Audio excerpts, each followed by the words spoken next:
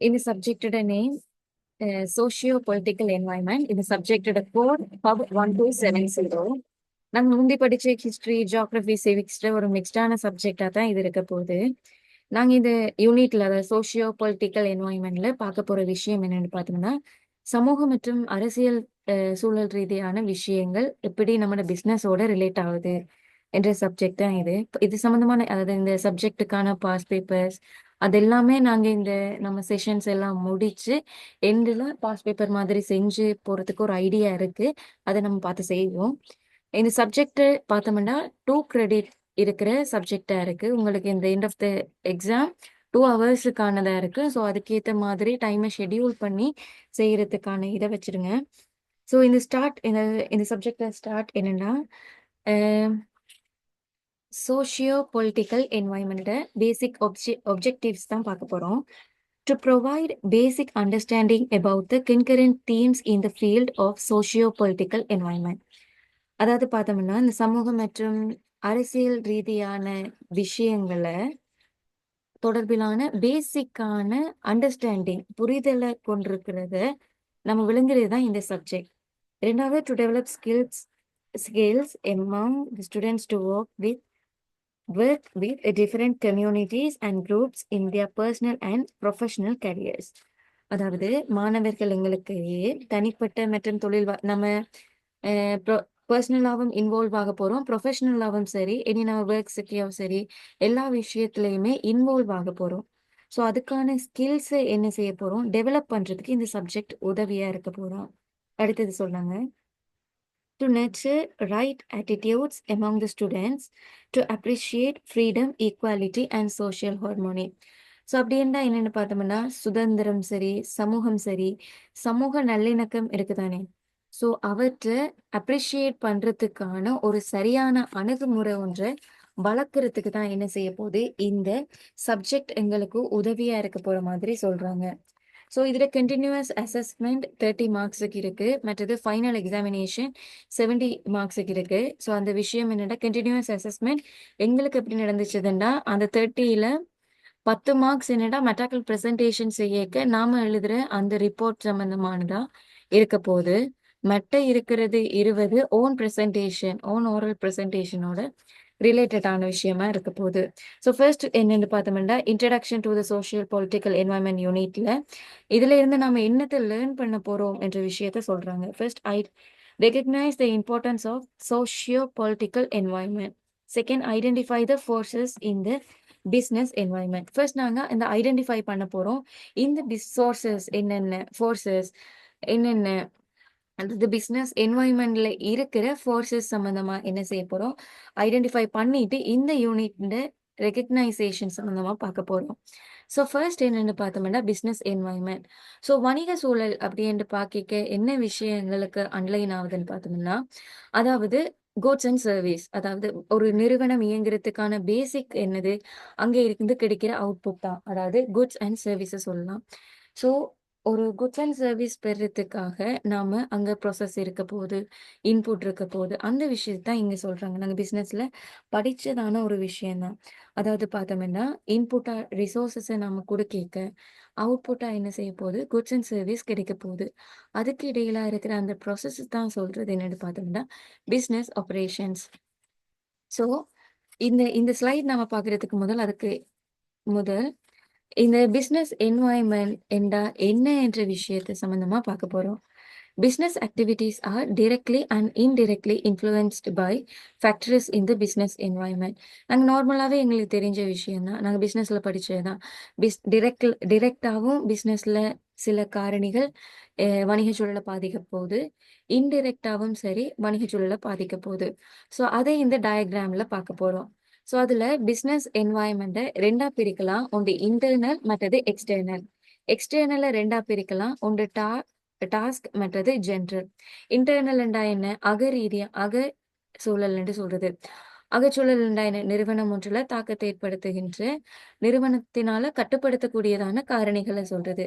So உரிமையாளர், முகாமையாளர், நிறுவன கலாச்சாரம் மற்றது நிறுவன கட்டமைப்பு அதுகளை சொல்றது.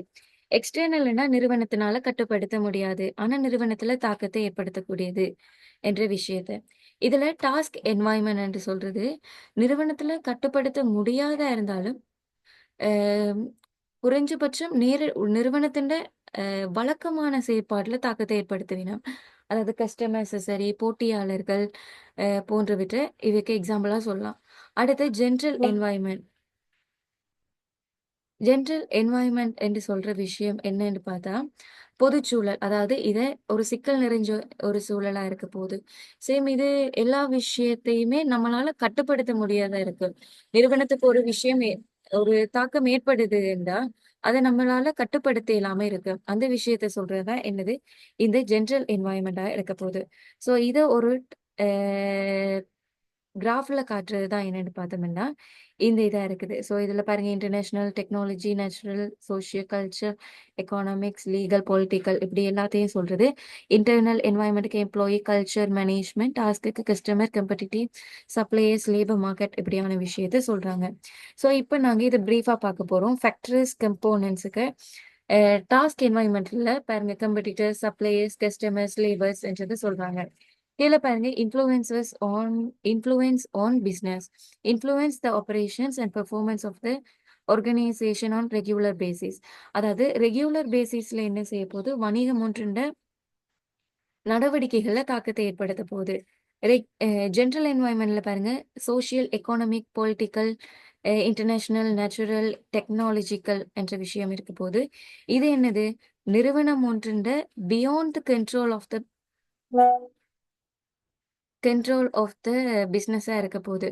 ஸோ நிறுவனத்த தாண்டின ஒரு விஷயமா இருக்க போது. நிறுவனத்தின் கட்டுப்பாட்ட மீறின ஒரு விடயமாக இருக்க போது. ஸோ நமக்கு இங்க தேவையான விஷயம், நாங்க மேல ஒரு ஸ்லைடு விட்டுட்டு போனாங்க. அதாவது இது. அதாவது business firms are regularly interacting with external என்வாயன்மென்ட்.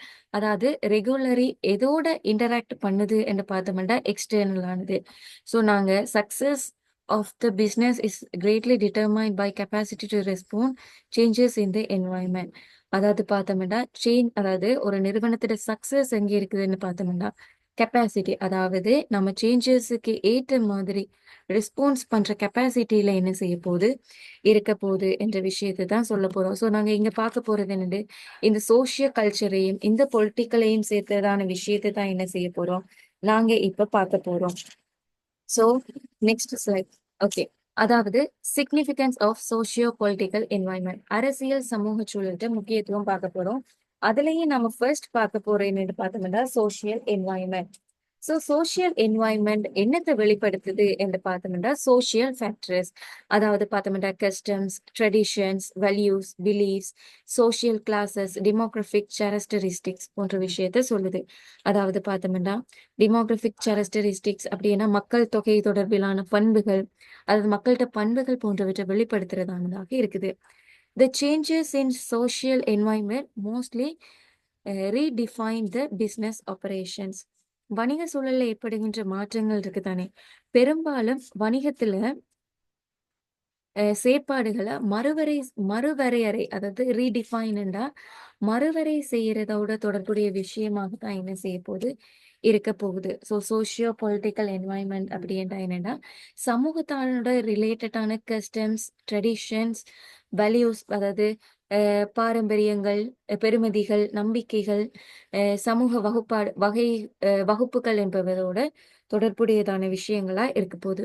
So next பார்க்க போறோம் என்னன்னு பார்த்தோம்னா இந்த பொலிட்டிக்கல் என்வாயன்மெண்ட்.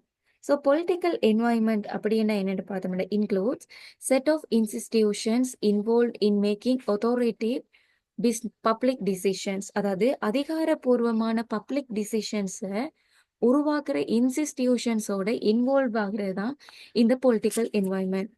ஸோ நெக்ஸ்ட் என்னன்னா these discussions may take the forms of governments regulations and policies which influence the business. இந்த முடிவுகள் வணிகங்கள்ட்ட நடவடிக்கைகளை பாதிக்கும். அதாவது நாங்க கொள்கைகள் எடுக்க போறோம், அதாவது இந்த இன்ஸ்டிடியூஷன்ஸ் விதிமுறைகள் கொள்கைகள் உருவாக்க போகுது, அது எப்படி அல்லது எந்த வகையில வணிகங்கள்ட்ட நடவடிக்கைகள்ல பாதிப்பை ஏற்படுத்துது என்றது தொடர்பானது. அடுத்தது சொல்றாங்க, these regulations may aim to controlling access of supply. such as imported tariffs and restrict access to the market or else regulate the industry. அதாவது இந்த ஒழுங்குமுறைகள் ஒன்று இறக்குமதி கட்டணங்கள், விநியோகத்தை கட்டுப்படுத்துறதான ஒரு விஷயமா இருக்கும். சப்ளைஸ் அதாவது வளங்களை கட்டுப்படுத்துறதான ஒரு விஷயமா இருக்கு. ஸோ இறக்குமதி தொடர்பிலானது, மற்றது மார்க்கெட்ஸுக்கு சில ரெஸ்ட்ரிக்ஷன்ஸ் வைக்கிறது, அதோட ரிலேட்டடான ஒரு விஷயமா என்ன செய்ய போது இருக்க போகுது. நெக்ஸ்ட் கடைசி therefore action of government provide opportunities by limiting certain activities. இப்படி certain activitiesனால கட்டுப்படுத்துறதா இருந்தாலும் பல வகையான opportunities என்ன செய்யறது ப்ரொவைட் பண்றதா இந்த கவர்மெண்ட் காணப்படுது. So changes in the socio political அதாவது இந்த சோஷியோ பொலிட்டிக்கல் அரசியல் மற்றும் சமூக ரீதியான விடயங்களை shape the overall business environment. Changes in the socio-political environment shape the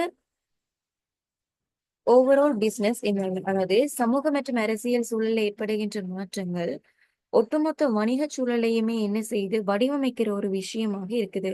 so எனவே and therefore it's a important of business managers to understand the changes in the broader social political environment for the success of the business. அதாவது நம்ம ஒரு நிறுவனத்தை சக்சஸா கொண்டு போறதுக்கு நம்ம கட்டாயமே என்ன செய்யணும், இந்த சோஷியோ பொலிட்டிக்கல் என்வாயன்மெண்ட் சம்பந்தமான விஷயங்களை கொஞ்சம் புரிஞ்சு செய்யப்பட வேண்டும்.